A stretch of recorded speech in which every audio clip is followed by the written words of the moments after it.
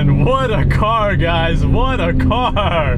Ladies and gentlemen, 2006 BMW M3, the last year of the E46 generation. We drove a stock example in Raleigh, North Carolina, right up here. Super impressed with that stock, and I wanted to see what is this thing capable of when it's tastefully modified. So big thanks to Fenton Sun from the Zygreen YouTube channel for making this review possible. This has MCS coilovers, one-way, non-remote, a Porsche 996 brake kit, a small upgrade over stock. It says Brembo, it's not actually Brembo. These are 996 brakes with Textar brake pads. The engine has a bunch of bolt-ons. It's making around 50 more horsepower. It was dynoed at 330 horsepower to the wheels. And we've got Apex Arc 8 wheels, which just looks so right on a BMW, wrapped in Michelin PS4S. We've got 265 up here in the front and staggered with a 275 here in the rear.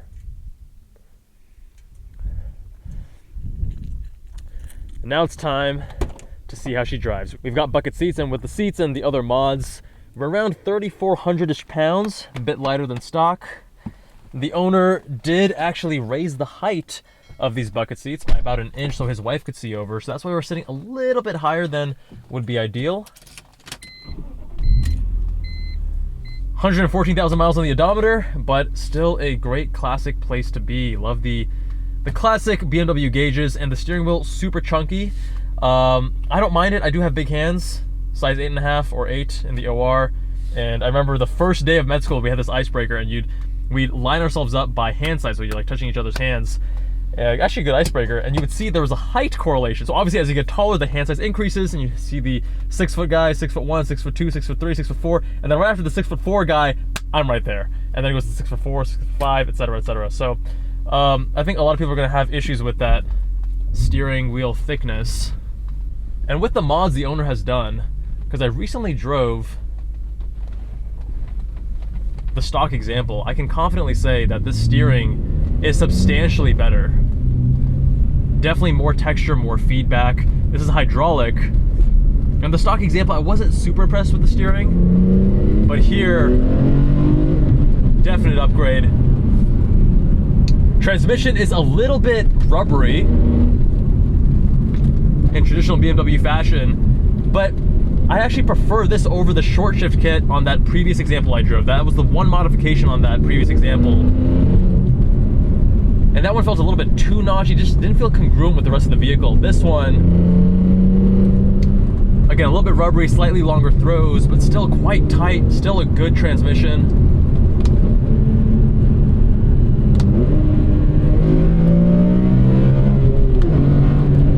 That extra power. Oh, brilliant throttle response, easy to heel toe, no learning curve.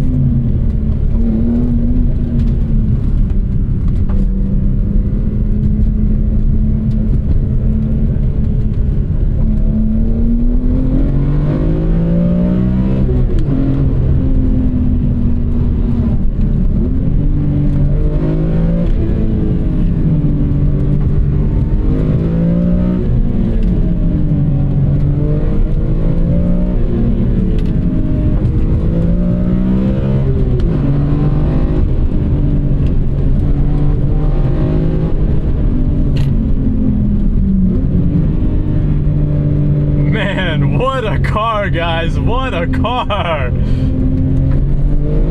This thing is just so dialed in, it's so tight, and again, the stock E46 is already such a brilliant platform,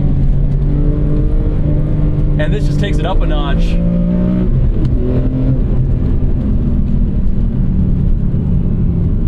Yeah, that steering comes alive, getting a good amount of information.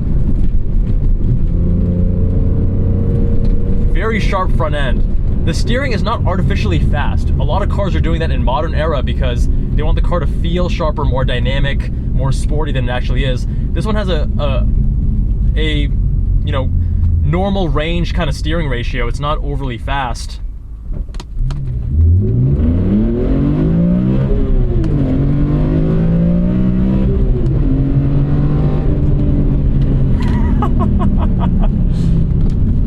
This window down just a little bit. Oh, that induction growl, look at that.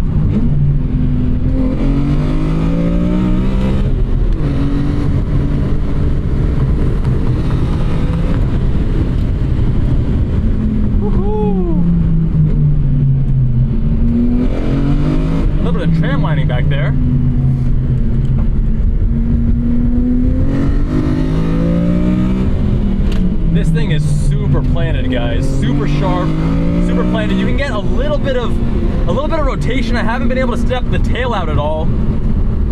It's just too grippy. The limits are too high for that. But it's still wiggling a little bit, getting a little bit of rotation on throttle. Corner exit. Wow.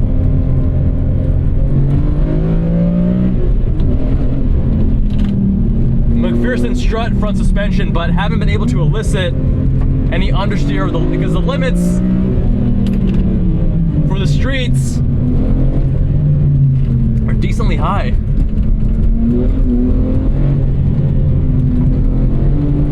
There we go.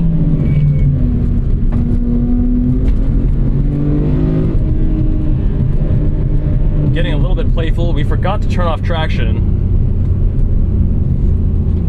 But on those lower speed corners, we were able to approach the limits. And man, the way this thing is dialed in, guys. Dialed in. You can approach that rotation limit pretty consistently. You're not undershooting it, you're not overshooting it, and I love when cars are dialed in like that.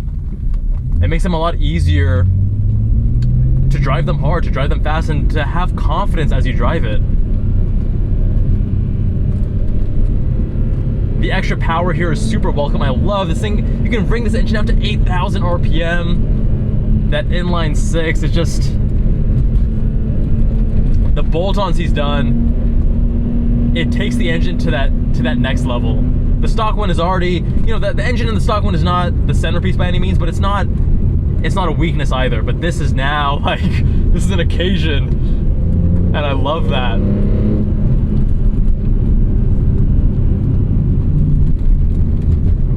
Suspension is well tuned. I'm getting a lot of communication through the chassis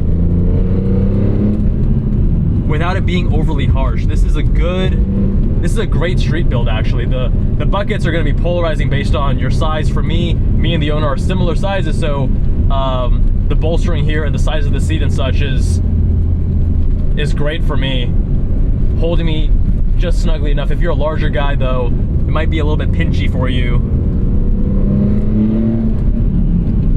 Now the brakes, I'm not getting as much of that initial bite as I would like, and there's a good amount of brake travel. I wish that it grabbed a little bit more aggressively and was more solid. I'd say the seating position being a bit high and the brakes being a little bit incongruent with the rest of the vehicle. The rest of the vehicle feels pretty dialed in and tight, and the brakes feel a little bit more, it feels like everything else has been stepped up a notch, but the brakes are only half a notch up, if that makes sense. Whereas everything else has been dialed up 2 or 3 notches.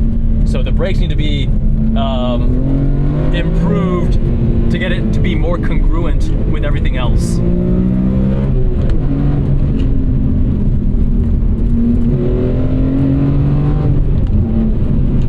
Wow, dude. I mean, look at the steering come alive. You guys can see this, right? Look at this.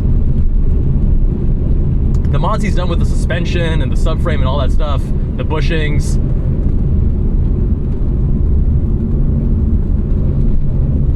Really tightened up the car quite a bit. And coming stock, it's already so excellent, such an excellent platform. So the reason I'm so interested by the E46 is that for my next track toy, as I've gotten rid of the GR86 and replaced it with the Amira for now, the Amira I will track, but I need something that's also a little bit more hardcore and focused for the track, that I can really toss around, front engine, rear wheel drive, playful and willing to rotate. The S2000 obviously quite a bit lighter. This one coming in at 3,400 pounds, but it's also engineered in a way where it feels lighter than it is. Even in the stock configuration, it feels really solid, really planted, really nimble, and great chassis control. The body, it's not, the body roll is not excessive in any direction.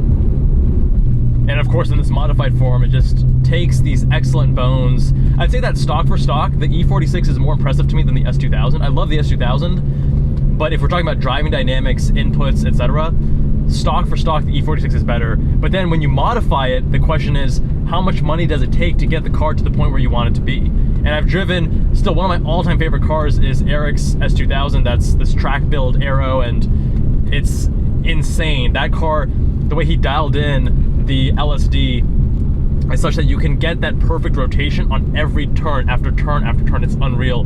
This one, it's still modified brilliantly. You can still get to that rotation point, not quite as consistently, but again, that's things that you can tweak and modify in the aftermarket based on your intended use case. So if I were to get an E46 and make it my track toy, it would be even more hardcore than this. And this is a great balance, I would say, for dual duty, because this is comfortable enough. It is stiff, and you guys can probably see a little bit of vibration here as we're going over these bumps. It's not harsh, but it is it's communicating a lot of the road textures. But my friends, what do you think? I think the owner Chris did a fantastic job dialing this car in. It's really such a pleasure, and it's making my decision even harder of whether to get the S2000 or the E46 next, because I mean, the styling, by the way, in the silver, I think this is one of the best cars, or the best colors for this car. I'm normally anti-monochromatic, but you know, the silver, it just looks so right. It looks so right.